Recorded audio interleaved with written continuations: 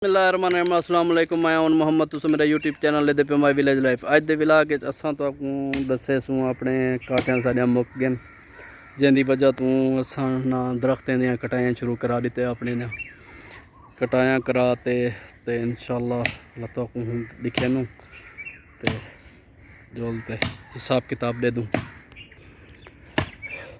एडे दे प्यो असां दे जेड़ा ना दरख्त चौचीदा दरख्त हैं जेड़े लड़े एक्सट्रा हैं ते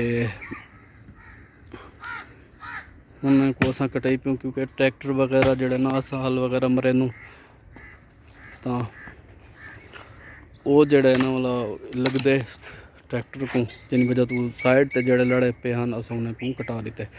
काठियां दा काठियां थी पसंद फायदा ही है। एडे दे प्यो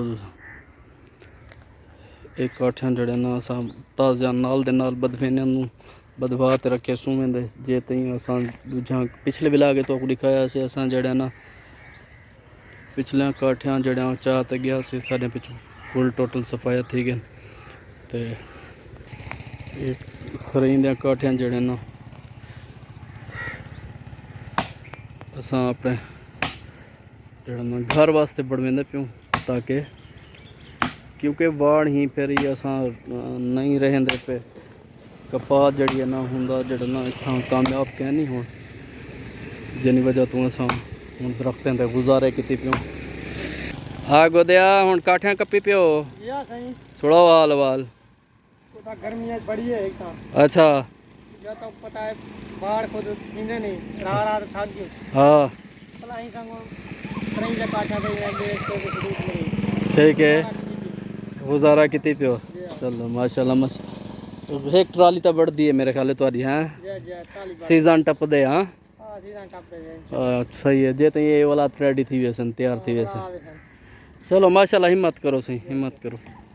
ये तो साढ़े दे पे माशाल्लाह दरख्त ज़्यादा है क्योंकि बाग के चौचीदार आसान दरख्त ये टालियाँ वगैरह किक्कर वगैरह रही करूँ ताकि झल थी वे अंधारे वगैरह तो एडे दे पे नंगे थे करण सारे दरख्तें को अस बिल्कुल साफ़ करके ते इन्हें को साफ़ करते सारे काठियाँ वगैरह जड़े ना वो सारे काम आवे सन। चलो सारा सर्कल रड़वे सी मजीद किक्कर अग खड़े वो भी किक्कर खड़े सारे वास्ते बहुत फायदे नहीं, इन्हें को जितना छंडे सूँ उतना ही फायदा है।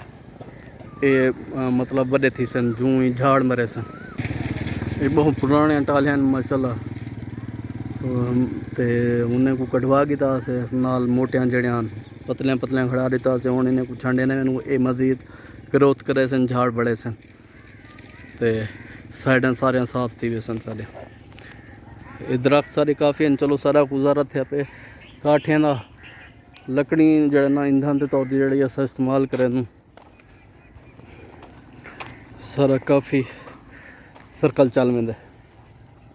इंदे अलावा असां तो जल्दू जिथा असां वराठियां वगैरह काठियां वगैरह जड़ा ना अपना लकड़ी स्टोर करें पियूं एडे दे पे असां ही जाते स्टोर करूँ ताकि कहीं चावे ना तो इतना ही अस स्टोर करते इन्हें को रखें दे मैनू से स्टोर करें मैनू सर स्टोर एरिया ही है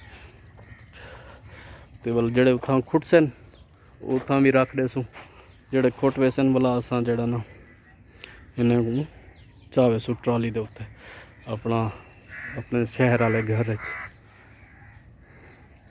सारी वीडियो पसंद आई हो तो लाइक करे सो फॉलो करे सो बेल आइकन को लाजमी दबे सो ताकि नवी आने वाली वीडियो तुहाडे कने बर वक्त पहुँचती रहे वने। अल्लाह हाफिज़, वसते रहो ते हंसते रहो।